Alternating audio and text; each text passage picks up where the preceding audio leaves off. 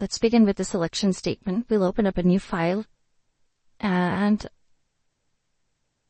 let's understand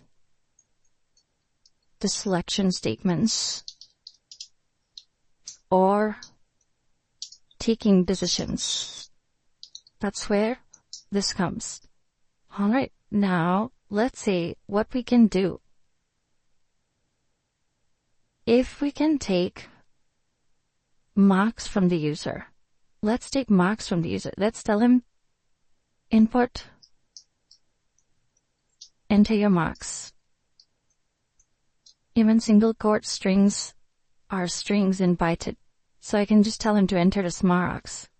And whatever he enters, I need to convert it to either into an integer or I can convert it into a float because it can be even 0.5 half marks. So I can do it into float using the float BIF marks, right?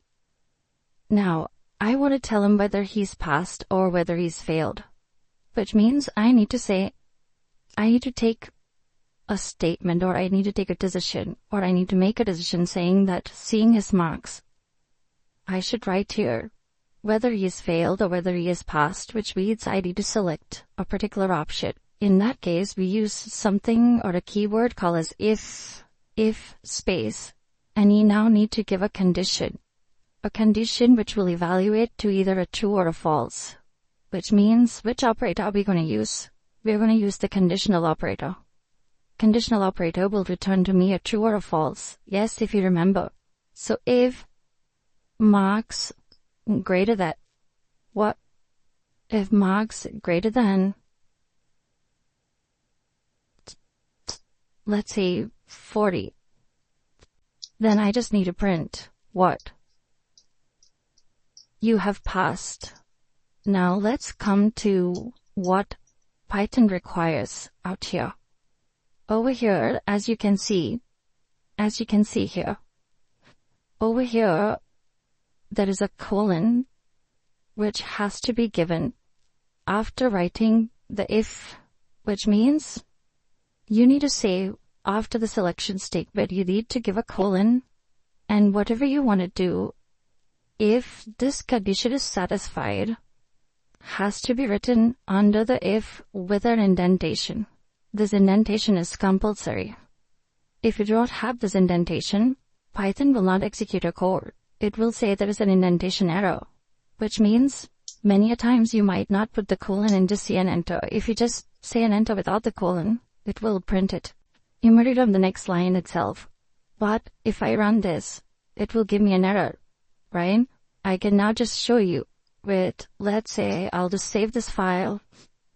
And if I run this, it can tell me there is a syntax error. What is the error? Can I see that? Yeah. It says invalid syntax. You can't have this. You need to have a colon. And then if I have a colon and then if I again go and I say, okay, it gives me another error. So if I click on that once again, it says expected an indented block. So there is an error, which can be done. You don't put the space of your own. You can put a tab, but it's better to go backspace and then see an enter so that you have everything one after the other. So you can print, you have passed.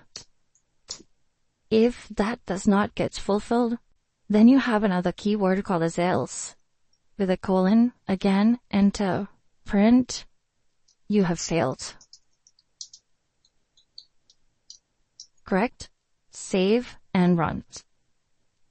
Enter your marks. Let's say that guy's got 90. He says you've passed. Or if you say he's got 30, you have failed. This is about making a particular choice between the marks. Now this if else could have been written in a different way. I'm now putting them in a bigger command. As I told you, you can write the entire thing as a command with a triple quote, multiple lines. Now I can write this if else in a little different way. I can also say like this, print, you have passed. Print, you have passed. If marks greater than 40. else print you have failed.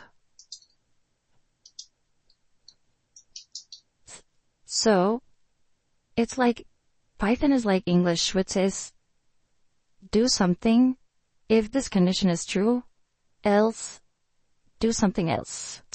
Are you able to understand? This is another way of writing it without the indented block. But again, 30, it says you have failed. So this is how you need to write your if-else. Is that clear? Okay, I can show you another program. Let's say I just comment this out. I'll tell the user to enter a number, which is again, I need to put it in an int BIF, and I need to say enter the number. And when he does that, oops, I haven't completed the bracket for, I need to see if the number is an even number or an odd number.